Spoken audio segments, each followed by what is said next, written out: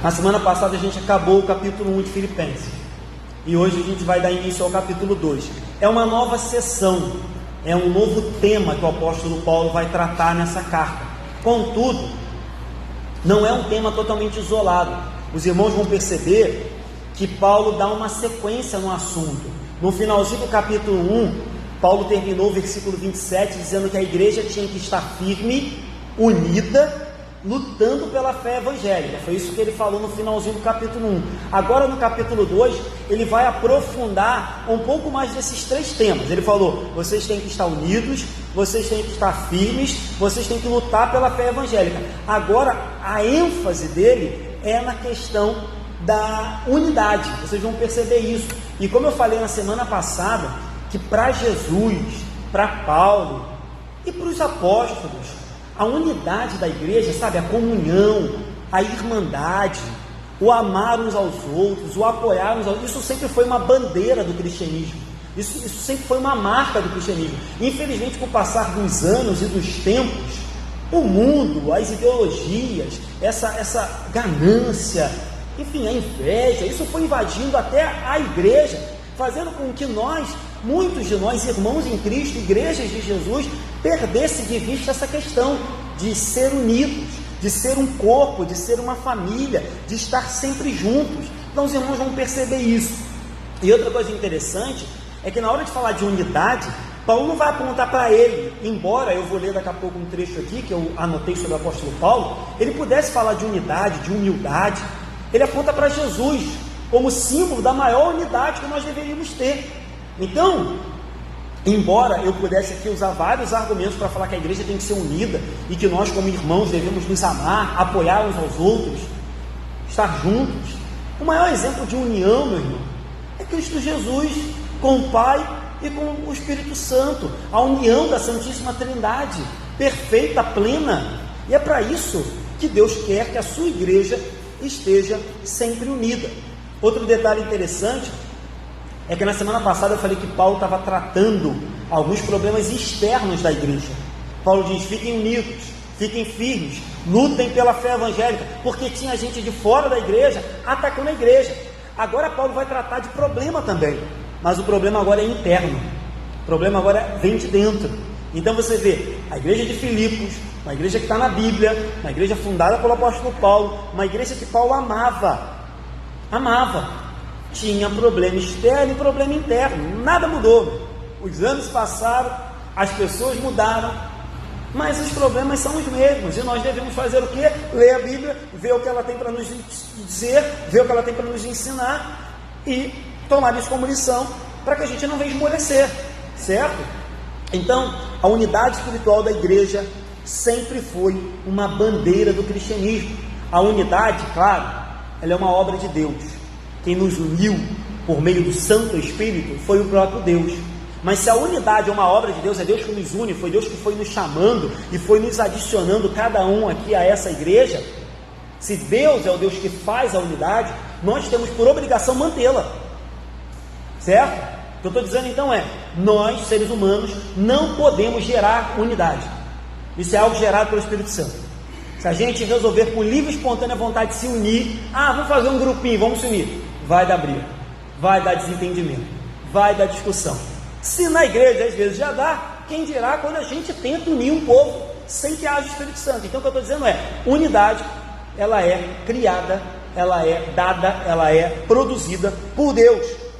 Mas se nós não podemos produzir, nós podemos manter a unidade, nós podemos conservar a unidade da igreja, e esse é papel nosso. E outro detalhe, essa unidade não é só externa.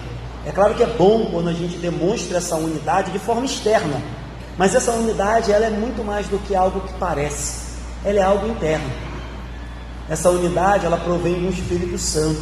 Essa unidade, ela faz com que o coração se aperte pelo outro, ela faz com que a nossa mente se preocupe com o outro. Então é muito mais do que uma unidade externa, porque unidade externa existem muitas. As pessoas se reúnem em torno de um time de futebol, se reúnem em torno de um político, se reúnem, enfim, em torno de uma profissão. Há vários tipos de reunião, de unidade, mas essa unidade que a Bíblia requer de mim, de você, ela é espiritual, ela é até mais do que denominacional. Embora nós tenhamos a nossa responsabilidade com a nossa denominação, devamos ter uma boa amizade com o pastor Hilton, pastor Tássio em Teresópolis e com os outros pastores da região, a unidade do corpo de Cristo deve superar até denominações. Afinal de contas, ela é um dom de Deus e vem do Espírito Santo. Então é sobre isso que Paulo vai tratar. Vamos meditar um pouco sobre isso. Vou tentar ser breve, embora eu nunca consiga. Vamos lá. Verso 1 e 2. Se há, pois, alguma exortação em Cristo, alguma consolação de amor, alguma comunhão do Espírito, se há entranhados afetos e misericórdias, completai a minha alegria, de modo que penseis a mesma coisa, tenhais o mesmo amor, sejais unidos de alma, tendo o mesmo sentimento. Vamos parar aqui. Não há dúvida de que a igreja de Filipos era uma igreja que tinha muitas virtudes, muitas qualidades. Era uma igreja amada por Paulo. Só para você ter uma ideia, no capítulo 4, no verso 1, Paulo vai dizer que a igreja de Filipos era sua coroa. Paulo diz assim: portanto, meus irmãos amados, muito saudosos, minha alegria e coroa, sim, amados. Paulo amava a igreja de Filipos. Embora Paulo amasse a igreja de Filipos, louvasse a igreja de Filipos, que ele diz assim: olha, quando eu passei necessidade, quando eu fui preso, vocês foram a única igreja que me apoiaram e que me sustentaram. Vocês foram os únicos que me visitaram. Embora Paulo reconhecesse tudo isso na igreja, então era uma igreja boa, não era uma igreja ruim não era uma igreja capenga, não era uma falsa igreja, uma igreja boa. Embora tudo isso fosse verdade, a igreja de Filipos tinha um problema. Embora eles amassem Paulo, honrassem Paulo, considerassem Paulo, quando o assunto era interno, eles não tinham o mesmo tratamento. Uma vez eu falei sobre isso aqui na igreja. Às vezes eu via as pessoas vindo falar comigo, pelo fato de eu ser pastor, aí vinha: ô pastor, tudo bom? Certo? Com bastante humildade, com bastante carinho falando comigo. Mas quando as pessoas iam falar com outros irmãos, só porque não era pastor, falava de qualquer jeito, tratava de qualquer maneira. Não é assim. E era isso que mais ou menos que estava acontecendo com alguns irmãos da igreja de Filipos. Eles honravam Paulo, amavam Paulo, ajudavam Paulo, sustentavam Paulo. Mas quando era entre eles, o bicho pegava. Quando era entre eles se atacavam, se mordiam. E aí hoje eu estava conversando com Orlando, com Marcelo, e aí acho que foi Orlando que disse a frase: quando falta espiritualidade, sobra problema. É mais ou menos isso que ele falou, que quando a espiritualidade está baixa, os problemas estão altos. Isso é uma verdade. E é o que estava acontecendo mais ou menos aqui nessa igreja. Então Paulo diz: olha, vocês têm que corrigir isso. São uma baita de uma igreja, são irmãos amados. Paulo disse: eles são a minha coroa, uma igreja que eu plantei, que eu fundei, que eu suei para fundar essa igreja. Passei maus bocados, mas vocês precisam corrigir alguns detalhes. Vocês precisam olhar para dentro e corrigir alguns problemas. E aí Paulo fala aqui, de algumas coisas que eu queria citar. São 4 coisas no versículo 1. A primeira coisa, Paulo diz assim: se há, pois, alguma exortação em Cristo. Então vamos parar aqui em exortação em Cristo. A gente tem uma ideia de que a palavra exortação só serve para puxão de orelha. Mas a palavra exortação, ela tem vários outros significados.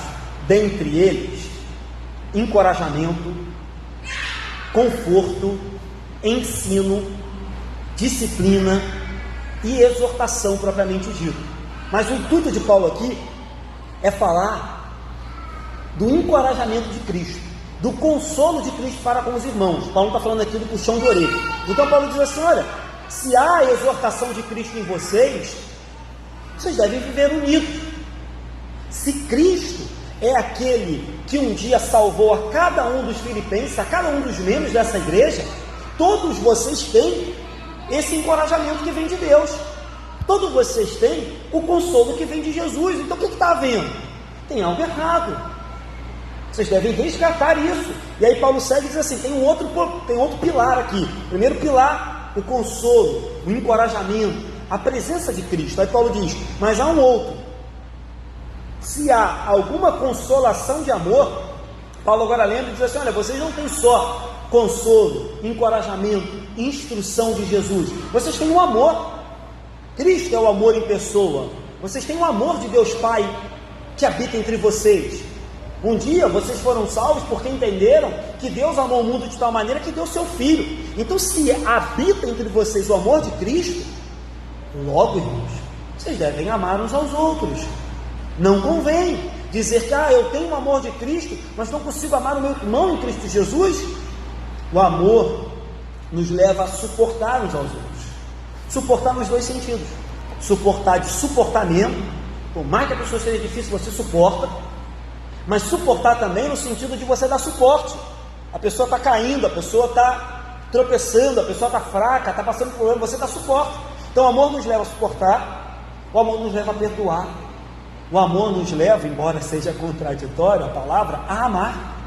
Eu já falei aqui que há muita gente que acha que ama, mas sem o amor de Cristo a gente não ama verdadeiramente. Então o amor nos ensina a ter misericórdia, a ter compaixão, a ter graça. O amor nos ensina a nos colocar no lugar do outro e pensar que poderia ser eu e você. Então Paulo diz: calma aí, vocês são ótimos para comigo, mas está rolando uns problemas aí entre vocês. Acho que vocês estão esquecendo. Onde é que está a exortação de Cristo no meio de vocês? Aonde está a consolação do amor entre vocês? Aí Paulo segue e vai para o terceiro ponto. Ele diz: aonde está a comunhão do Espírito? Ele diz: há alguma comunhão do Espírito?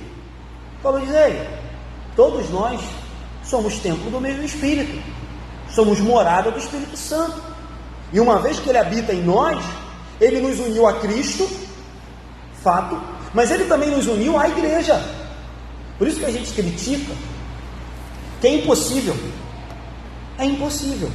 estar unido a Cristo, não estar unido à igreja. A pessoa está dizendo que a igreja salva? Não, longe de mim dizer isso. Mas é impossível estar unido a Cristo, porque o mesmo Espírito que te une a Cristo, te une aos demais irmãos. Eu não estou dizendo que é essa igreja não, pode ser qualquer uma, que prega a verdade, que prega o Evangelho, mas é impossível dizer: olha pastor, eu sou muito unido a Cristo, mas eu não sou unido aos irmãos. Eu amo muito a Jesus, mas eu não consigo amar os meus irmãos. Isso é uma contradição quase que louca e absurda. Então, aonde há o Espírito Santo, a união. O Espírito Santo coloca ordem no caos. O Espírito Santo preserva a harmonia da igreja. O Espírito Santo, onde ele reina, há paz, mas onde ele não reina, há confusão. E aí, voltando à afirmação que eu falei mais cedo, quando conversava com Orlando, aonde habita o Espírito Santo, há paz, a comunhão, a misericórdia, a afeto, é o que a gente vai ler daqui a pouco, a graça, a conforto, consolo. Mas aonde o Espírito Santo não reina, há confusão, briga, discórdia, contenda, inimizade, porfia, ira, e aí vai, frutos da carne. É isso que diz Gálatas 5. Então Paulo diz: calma aí, o que está acontecendo? Vocês têm a exortação de Cristo, vocês têm o amor de Cristo, vocês têm a consolação do Espírito Santo. Aí ele diz, para terminar o versículo 1, se há entranhados afetos e misericórdia, ele diz: olha, com tudo isso, com a presença de Cristo, o amor de Cristo, a consolação e a presença do Espírito, deve haver entre vocês entranhados. Isso aqui é estranho para a gente, né? Porque na época do Antigo Testamento, hoje a gente diz que a central dos nossos sentimentos é o coração.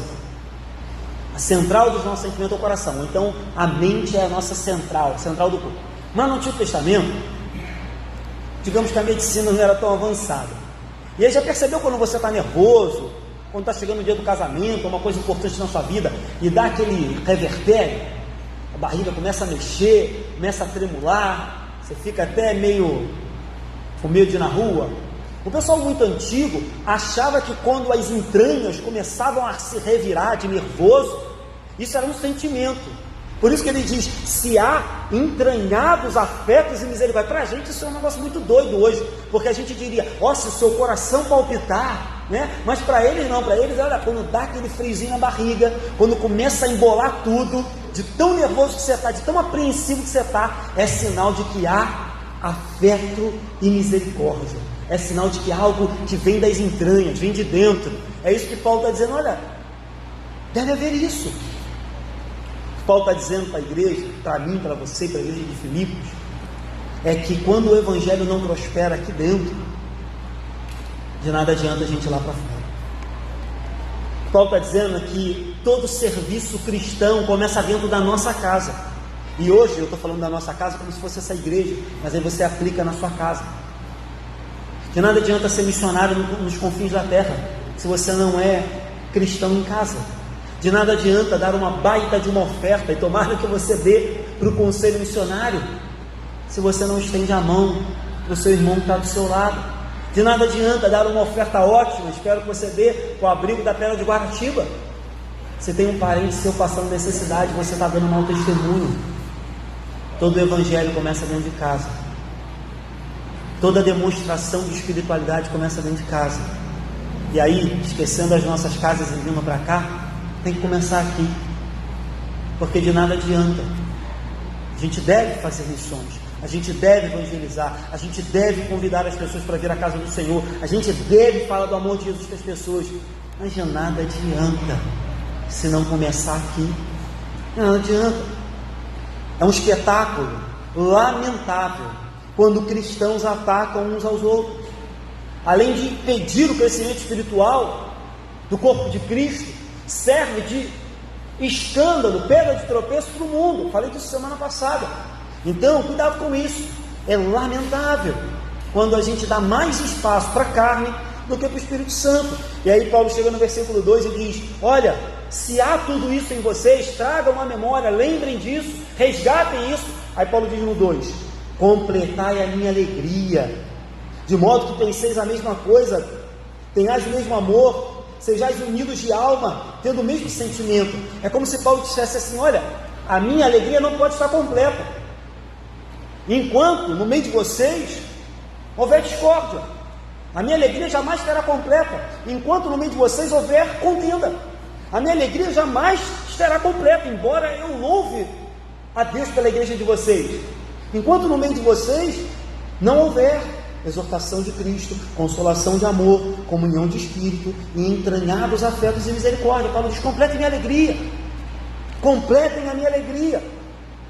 É um teólogo que eu estava lendo lá, que ele diz que Paulo exorta a igreja que tenham uma unanimidade de coração. Por que ele diz isso? Porque ele diz, irmãos, que a unidade de pensamento é quase que impossível. Somos pessoas diferentes, temos histórias de vida diferentes, educação diferente, conceitos diferentes, até concepção de mundo diferente. Mas o que ele quer dizer aqui é que, embora todos sejamos diferentes e tenha espaço para todo tipo de pessoa na igreja, desde que se arrependa e confesse Jesus como Senhor, nós devemos ter um coração que se equipara.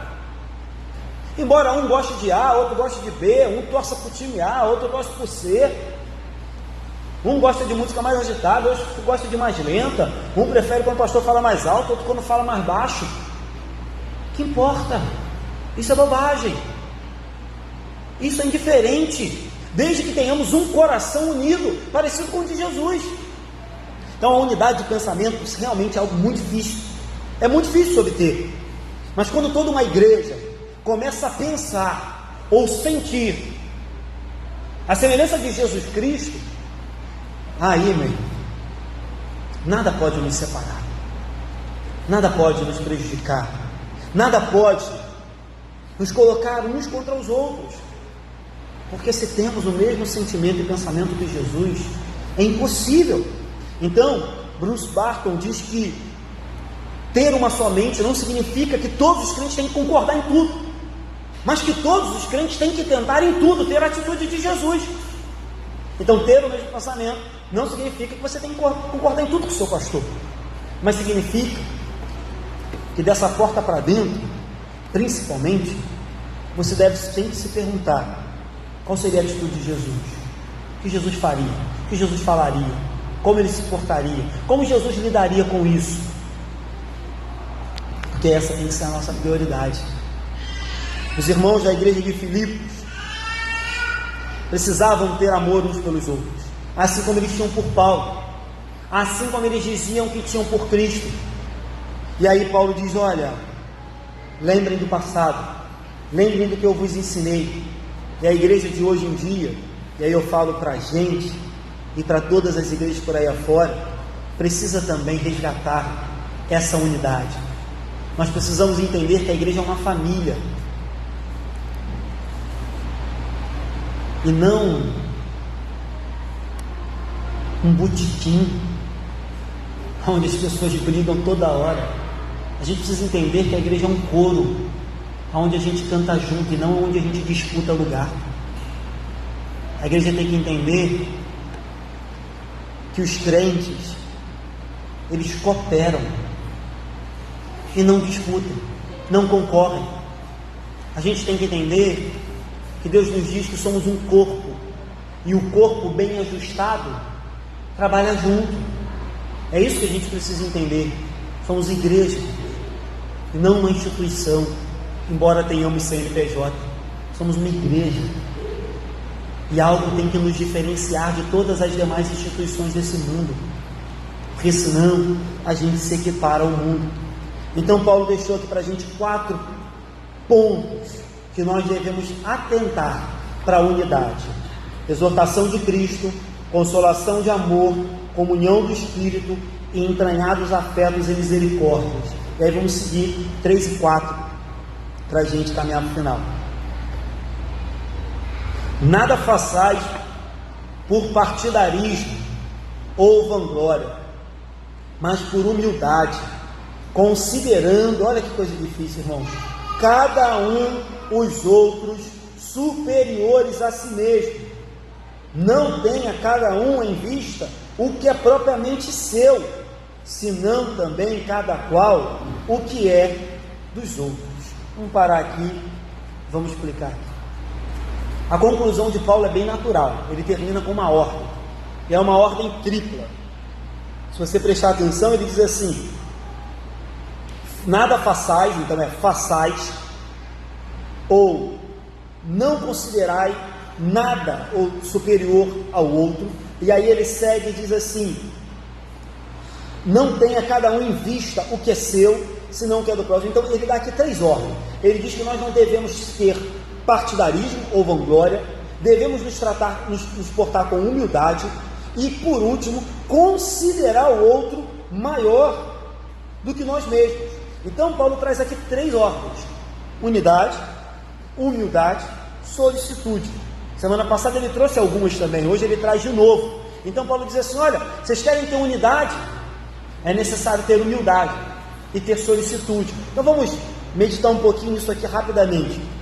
Como eu disse, os filipenses eram motivo de alegria para Paulo, mas estava faltando algumas coisas para serem corrigidas, e Paulo não se exclui, ele não se esconde. Algumas pessoas poderiam dizer assim: pastor, eu tenho tanto tempo de igreja, e a cada domingo que eu venho aqui, eu ainda tenho que escutar as mesmas coisas, o básico, que Jesus é o Filho de Deus, que eu tenho que me arrepender, que eu tenho que abandonar pecado, que eu tenho que orar, que eu tenho que amar o irmão. É verdade, talvez algumas pessoas pensem isso, 3 anos pregando a mesma coisa.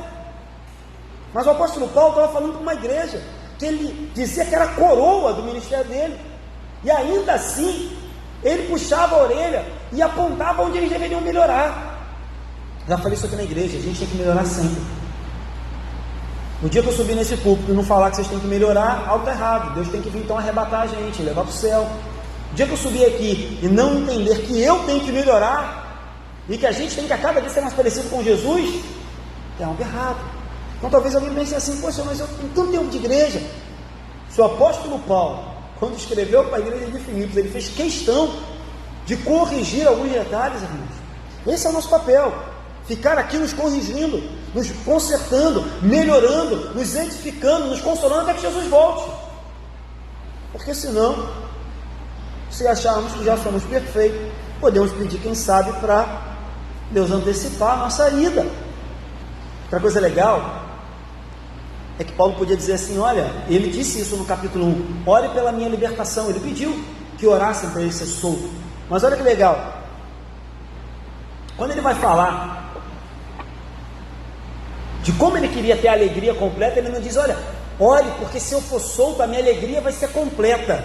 Ele diz assim: sejam unidos, pensem a mesma coisa, tenham a mesma alma. Aí ele diz, de maneira que completai a minha alegria.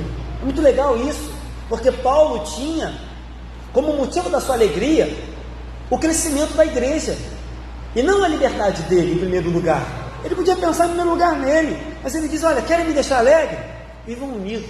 Querem me deixar alegre? Amem uns aos outros. Querem me deixar alegre? Cresçam em santidade. Querem me deixar alegre? Cresçam em espiritualidade. Querem me alegrar? Cresçam como igreja. Sejam unidos, sejam diferentes do mundo, que isso também seja uma verdade para a gente. É claro que alega o coração de um pastor quando a gente faz um casamento, quando a gente apresenta uma criança, quando a gente reconcilia alguém, batiza, recebe um membro novo ou de volta. Claro que tudo isso alega o coração do pastor. Mas, meu irmão, pense bem, de que adianta eu batizar pessoas, apresentar crianças, fazer casamento, reconciliar pecadores, se aqui dentro a gente não cresce em santidade e espiritualidade? Isso é bobagem. Então, primeiro a gente trata dentro, para que depois a gente se preocupe com os demais. Os demais são importantes e Deus há de acrescentar. Mas de que adianta todas as demais coisas se nos faltar unidade? De que adianta todas as demais coisas se nos faltar santidade? De que adianta todas as demais coisas se nos faltar santidade? Se nos faltar exortação em Cristo, consolação de amor, comunhão do Espírito? É bobagem. É bobagem. Então Paulo diz, ei, cresçam. Unidade. Como eu disse, havia tensões dentro da igreja. Aí Paulo diz, olha, não façam nada por partidarismo, não fiquem se dividindo em partidos, em grupinhos, não façam nada por vanglória, para a sua própria glória. Sejam unidos, façam tudo para a glória de Deus, para a glória de Cristo, para que o nome dele seja exaltado. Parem com isso, sejam unidos. A palavra eritéia, que é o grego de partidarismo, significa o resultado do egoísmo. Então Paulo está dizendo, olha, quando a gente se divide em partidos, quando a gente busca a nossa própria glória, o sentimento que está nos conduzindo é o do egoísmo. A obra de Deus não pode ser feita com cada um puxando para um lado. A obra de Deus não pode ser feita com uma igreja dividida. Uma igreja dividida é presa fácil na mão de Satanás. Uma igreja dividida sofre ataques constantes da sociedade, do mundo e de tudo aquilo que não convém, e cede, porque não há unidade. Quando uma igreja não se une debaixo de um só interesse, glorificar Jesus, essa igreja está correndo risco, está correndo perigo.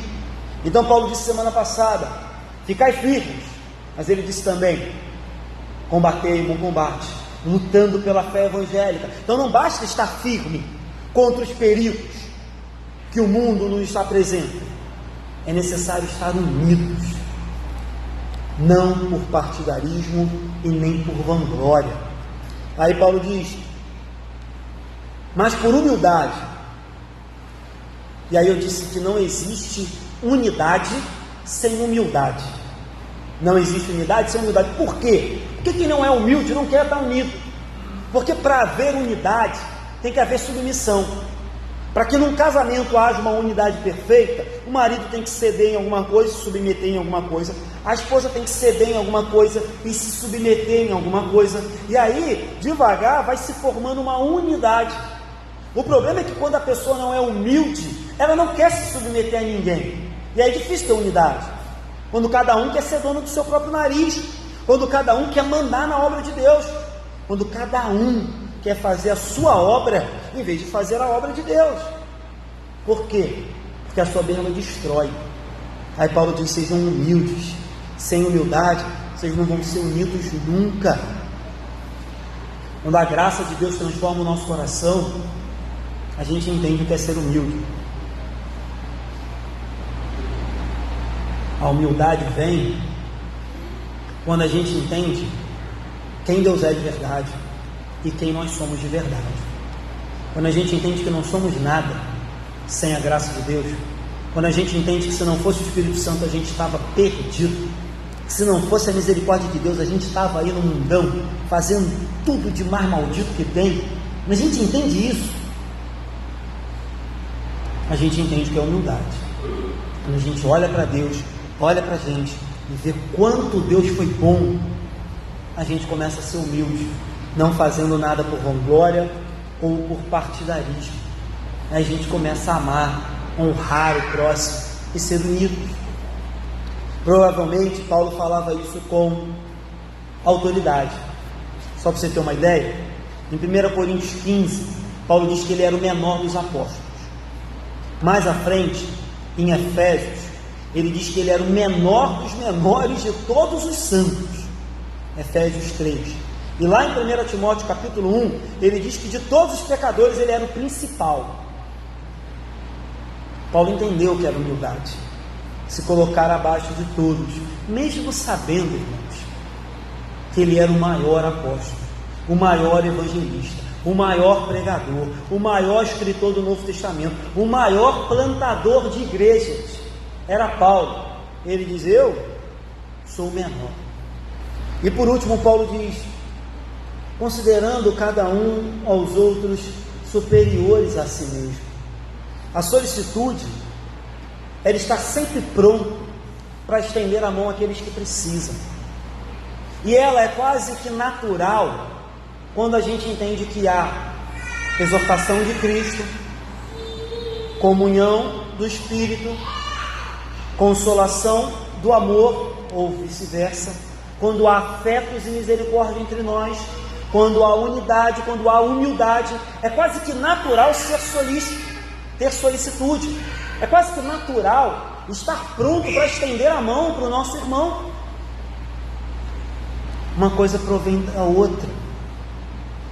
Quando o crente não busca os seus próprios interesses apenas, pode ter certeza que ele entendeu o que é a unidade em Cristo Jesus. Mas calma aí, pastor, então o senhor está dizendo que eu não posso ter os meus interesses, não posso buscar nada para mim? Não, não é isso que Paulo está dizendo. Ele termina dizendo: não tenha cada um em vista o que é propriamente seu, senão também cada qual o que é dos outros. Não, não é isso que Paulo está dizendo. Paulo só está dizendo que deve haver na igreja um equilíbrio.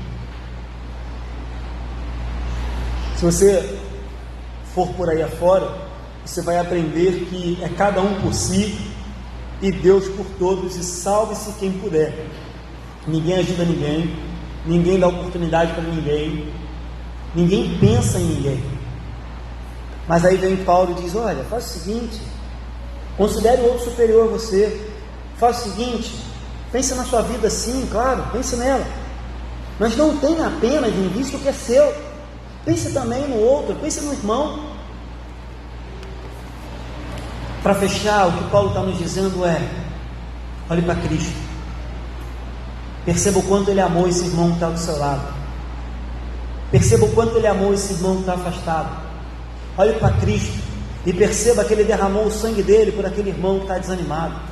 Olhe para Cristo e perceba que ele derramou o sangue dele por muitos que estão hoje ainda aí fora, na tarjeta, nas drogas, na prostituição, na promiscuidade. Sim, eu creio nisso, que haverão de conhecer o Evangelho e se converter. Porque se a gente olhar para Cristo e lembrar que Cristo nos amou, não vai haver dificuldade em sermos unidos em Cristo Jesus.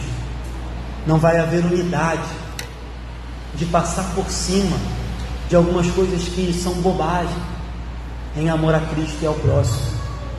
Não vai haver dificuldade de perdoar, não vai haver dificuldade de estender a mão, não vai haver dificuldade de abraçar, não vai haver dificuldade de amar e entender o defeito do outro, como nós temos os nossos. Mas para isso é necessário olhar para Cristo e ver que Ele nos amou de tal maneira que foi até a cruz para morrer por nós. Então eu volto lá ao início. Unidade não é produzida por nós, unidade é produzida por Deus, mas nós podemos mantê-la. Como fazer isso? Olhe para Cristo, depois olhe para o seu irmão. Olhe para Cristo, depois olhe para o pecador que precisa dele. E aí nós entenderemos como caminhar. Terminar aqui, fazer 4 aplicações rápidas. Já fiz a primeira: não podemos produzir unidade mas é obrigação nossa manter a unidade de Cristo no meio da nossa igreja. Segunda coisa, toda atividade cristã começa em casa, começa aqui, começa lá no seu lar. Bom é quando você é alguém ativo, quando você é alguém que trabalha, quando você é alguém que se empenha na igreja. É muito bom. Bom quando você vai para o campo missionário, bom quando você sai evangelizando, entregando folheto. Mas lembre-se, todo trabalho começa em casa. Quer ver um exemplo bem legal disso? Lá em Marcos capítulo 5, aquela passagem que Jesus cura o gadareno, ele vem correndo atrás de Jesus e pede para ir junto com Jesus. Claro, isso aqui não é para todos. Tem gente que Jesus realmente envia como missionário, tem pessoas que Jesus realmente manda embora, ou fala, vem comigo. Mas o gadareno, ele queria porque queria seguir atrás de Jesus. E aí Jesus vira para ele, vamos ler, ele diz assim: ao entrar Jesus no barco, suplicava-lhe o que fora endemoniado que o deixasse estar com ele. Ele foi curado por Jesus, era endemoniado, Jesus estava partindo, ele queria porque queria ir junto. E aí Jesus diz, Jesus porém não lhe permitiu, mas ordenou, vai para a tua casa, para os teus, anuncia-lhes tudo que o Senhor te fez e como teve compaixão de ti. Então ele foi e começou a proclamar em Decápolis tudo que Jesus lhe fizera, e todos se admiravam. Toda atitude, todo evangelismo, toda prática religiosa que não começa em casa está difícil de entender. Terceira coisa, é lamentável quando cristãos perdem de vista que o amor deve nos conduzir mais do que qualquer outra coisa, e brigam, se atacam, se desentendem por coisas ridículas. Digamos que há até motivos, há até situações em que é razoável ficarmos chateados, mas convenhamos, a maioria das vezes que nós nos desentendemos com alguém, ou a maioria das vezes que nós dentro da igreja temos um problema com um irmão, se você parar para prestar atenção direitinho, é uma grande bobagem. Às vezes não passa de um mal entendido, às vezes não passa de um dia em que você não acordou muito bem, o irmão também. Então é lamentável quando cristãos fazem aquilo que é papel do diabo. É dura essa frase, né, irmãos? Mas vou repetir, é lamentável quando cristãos fazem o papel do diabo. É papel dele nos atacar, é papel dele nos ofender, é papel dele tentar nos desanimar, nos tirar do caminho, e não nosso. E o último, a igreja de Filipos tinha muitas virtudes, como nós também temos, e eu louvo a Deus pelas virtudes da igreja de Andorinhos, louvo a Deus pelas qualidades que essa igreja tem, embora a igreja de Filipos tivesse muitas qualidades e muitas virtudes, eles ainda precisavam crescer em unidade, em humildade, em solicitude. Precisavam ser mais unidos, mais humildes e estender a mão àquele que está ao seu lado.